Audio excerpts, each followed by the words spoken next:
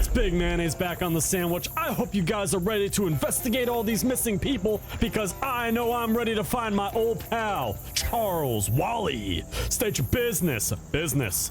Do what you must, but for your own good, don't hang around. Largemouth Bass and Sons is cursed of late, stranger. Sales are down, children are going missing, the bosses have stopped speaking to one another. I'd quit, but God help me, I love the damn fish. What do you think happened to the kids? If you ask me, that's what I just did. Hell, they ran off. This life isn't for everyone. And Tom and Kathy, they never had the makings of largemouth bass deboner or reboner. I don't want to hear those words ever again on my channel. I'm not trying to get demonetized, guys. Come on, you can't be putting words like that in this game. What goes on at this place? At Largemouth Bass and Sons, we fish largemouth bass, and most of us are sons. Well, why don't the bosses speak to one another between you and me and 3,600 largemouth bass? Misters Chapman and Tracy haven't been on speaking terms since Mr. Chapman was snubbed at the Aquatomy Awards a few years back. They tolerate each other only because they both perform a function vital to the business. Yeah, all right, I'll be going then. Ooh, go fishing. Hot rod. Oh, don't mind if I do. I hope you're not planning on sticking that rod in there. Largemouth Bass and Sons have the exclusive fish license to fish these waters. Is there any way I can fish in here? No, Largemouth Bass and Sons has the fishing rights. Flex and say, fishing might makes fishing right. Let's go, boys! Woo! That attitude might get you places at smallmouth bass and nephews. But we run things differently here. All right, fine, whatever. Sign identifies these waters as a site of historical importance. I guess I'll just read that real quick here. Oh, why is he so sad? This viscous puddle reflects a gloomy face. Talk to him. Talk to the puddle or the man? Puddle, please. Hello, sir. It can't understand you. It's a puddle. Whatever. Shitty. She's left me. Who left you? Amphibious truck. Oh, so not a person. No, I'm more interested in amphibious trucks. So what happened to your truck? Our truck. It's the company truck. We use it to take the fish to the market. A couple nights ago, I forgot to fill her up before bed, and that must have really ticked her off because the next morning she was gone. No note or nothing. Are you suggesting this truck is sentient? It's funny. I wouldn't have thought so, but I can't see any other explanation for it running off the way it has. Could it have anything to do with the missing kids? Tom and Kathy? You'd have to talk to Mr. Chapman or Mr. Tracy about that. Maybe they took the truck. I don't know, seems like a stretch. When did the children go missing? Same day as the truck, but I think that's probably a coincidence. What's this puddle here? It's the gas I never gave her that night. It's here now in our special place waiting for her to come home. Is it working? Obviously, you can see that it is not. How far could someone have gone in that truck? With the gas left in her? It couldn't have gone more than 100 miles. 100 miles, okay. No, 100. Sorry, 100 is a fisherman's lingo. It's fisherman's lingo. It means 11. Missing truck, huh? That's a shame. She'll be back. She has to come back. She'll run out of gas otherwise. And then where will she be? Good luck with that truck. I gotta go. Something fishy going on in there. Climb on up. Ooh, buckets. Chum bucket is inscribed. A stranger is just a chum you haven't met yet. Take it. Bucket is secured to the floor. Those are decorative. And the chum inside is the very first batch of chum ever made in Largemouth Bass and Sons. Back in the summer of 1803. It reminds us of our humble beginnings. Oh, Volting. Can I have it? No. Rude. The chum bucket is inscribed. Champagne from my real chums. Real pain in my sham chums. I don't know. The chum bucket is inscribed. Chum pain for my real chums. Real pain for my chums. There's this. That one's a little more esoteric. Okay. Oh, what lies behind that door is for fishermen only. Well, what is it? Fish. Can I fish here? Ha! All right. Help you with something? Yeah. What's back there? Those are crew quarters. Wait, you live here? Where the fish live. Where the fish live, we live. I see. Can I go inside? Into our family's private quarters? I'd sooner let a dogfish loose in my socks. Is that something you do? Rarely. Lo, with the reboning knife of righteousness has a complete bass been forged. The Book of Karas. Back there's the mess. That's okay, I don't mind. No, not messy. It's the mess, as in where we have our meals. Oh, I thought they only called it a mess in the armed forces. And is fishing not the armed forces? What do we use to hold the rods, huh? Well, anyway, can I go in? I can't see a need for that. That's failure of imagination on your part. I really like that answer. Hello there! I wonder, do you ever wish you had a glorious death at sea? Ho ho! Many a sea creature has tried to give me one, pal, but before they can get their teeth in me, I've reboned them 6 ways to Sontag. He spits a wad of chewing tobacco out the door. Guy Chapman, Chief Reboning Officer, Largemouth Bass and Sons. You hear about Tom? Saw the posters of missing children. Find one child and you'll find the other. My Tom has been lured into the lair of Occam's Gator by that Jezebel of a deboning's daughter. A good and true fisherman led astray by that delinquent sorceress who's never cared a Walt Whitman for what we do here with largemouth bass. Alright, well, we've accepted the quest and we're gonna get some fishing rights for doing such things. But I'm a little curious what's going on in this house of misbelief and misfortune. Are the shotguns keeping you out or something else? Who cares? I'm going inside. Oh, good, there's less stuff to read here. Emptied to magnify the misfortune of my stolen daughter. Any idea who did this? I can't prove it yet, but I'll be damned if the Occam's Gator did not have his claws in this. When this happened, 3 nights ago, I'm still in shock. Can't even muster the strength to close the safe. I could do that for you, it's not hard. Would you? Sure. Bless you. Okay. Talk to him. Greetings, as a mariner, do you hate being stuck behind a desk? Excuse me. I make 6 figures a year behind this desk, and mind your manners. You're addressing Adam Tracy, Chief Deboning Officer of Largemouth Bass and Sons. You must be Mayo, the one who's thrown in his lot with that wretch of a reboner next door. Oh, surprised I know your name? Well, the largemouth bass have ears. Like to talk about your daughter. I don't see the point. You've thrown in with Chapman's already. Sounds like she might have run away from home. I'll excuse the remark as you don't know my Kathy, but suffice to say that's impossible. Kathy loves largemouth bass almost as much as assuming preordained roles in a multi-generational family business. No, Kathy would not simply leave home. There is much simpler explanation. Comes Gator. Comes Gator? Monstrous gator man, centuries old, 10 feet tall. If he's an inch with scales and blue and okay, I'm not reading all that. All right. So now we know where we're going. We know the big bad. We can start progressing towards the big bad himself. Maybe not. Wait, where is Occam's Gator at? I don't know, let's go to Mudhenge and see what's going on. Suddenly a tuft of swamp shrubbery parts. And a man with the head of an alligator pops out glaring at you. Ooh, hello there. You must be one of the gator men Jessica was talking about, huh? Human. How human? Well, both my parents smell wrong. Not human stink. Check your pits. You smell basically normal, and as far as you can tell in the swamp, dark stink, shadow stink.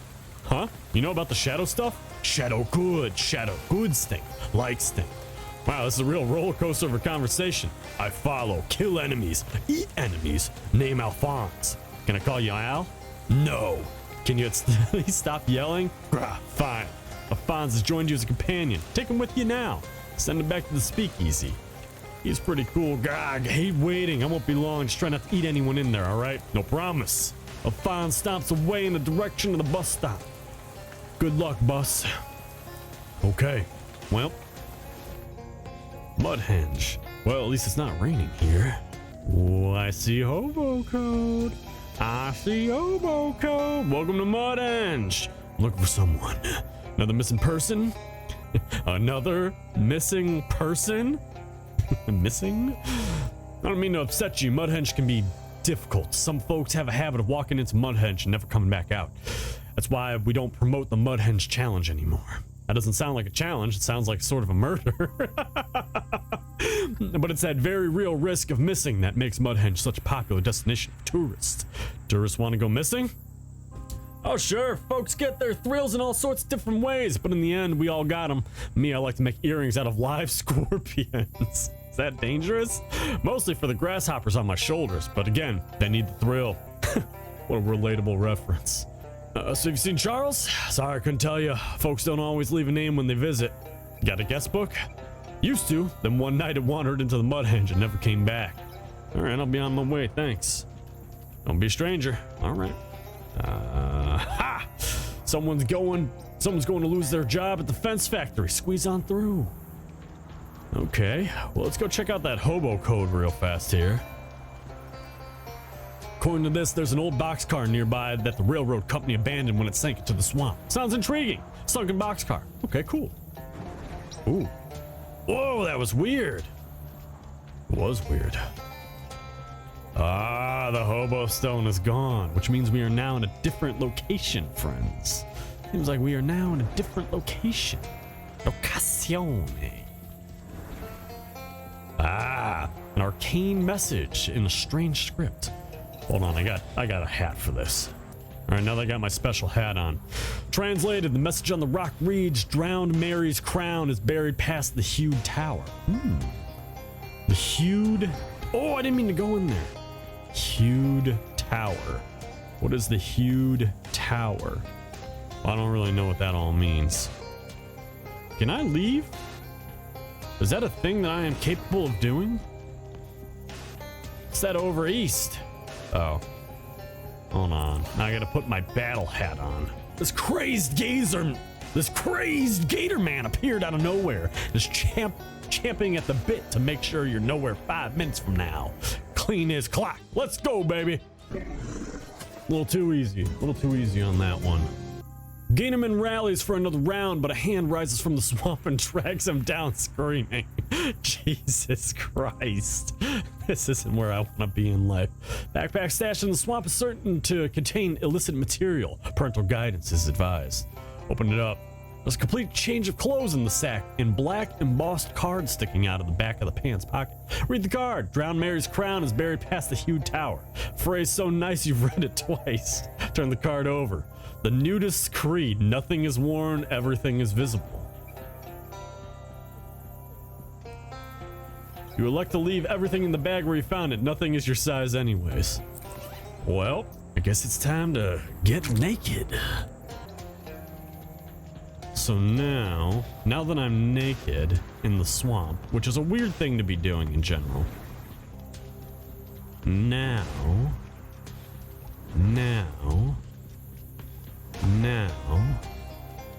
Wait. 3 hours later.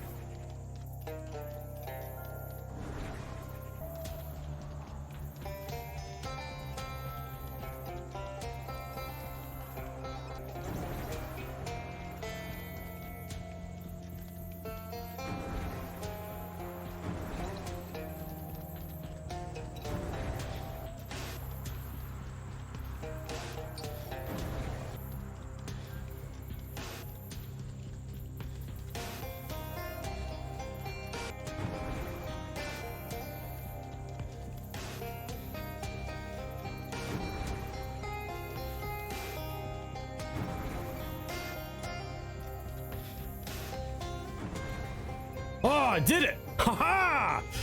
Okay, there was no way I was gonna figure this out. I don't even know how to do it, but I went through the portal on the right 9 times, and then from the left, I went in this order, okay? I'm gonna do it nice and slow for you guys.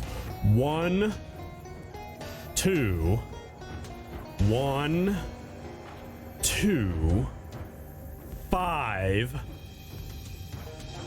2, 5, 4, 3, and now I'm here. And we're gonna see. I'm gonna put all my stuff back on because that was clearly bullshit. That had absolutely nothing to do with anything. 10 seconds later.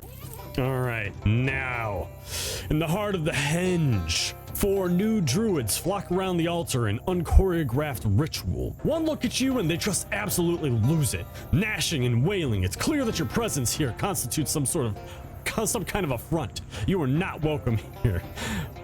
Where you are welcome and where they'll put you is 6 feet under. I have no objection to nudism, but I will fight.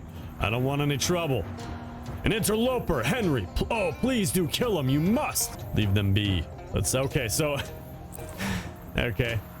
Well, that's my bad for being an idiot. This is the exact moment I needed to be naked, and it's the moment I decided to put all my clothes back on. Pardon me for being proper, you know? Far be it from Big Papa Mayo to wear pants in public, okay?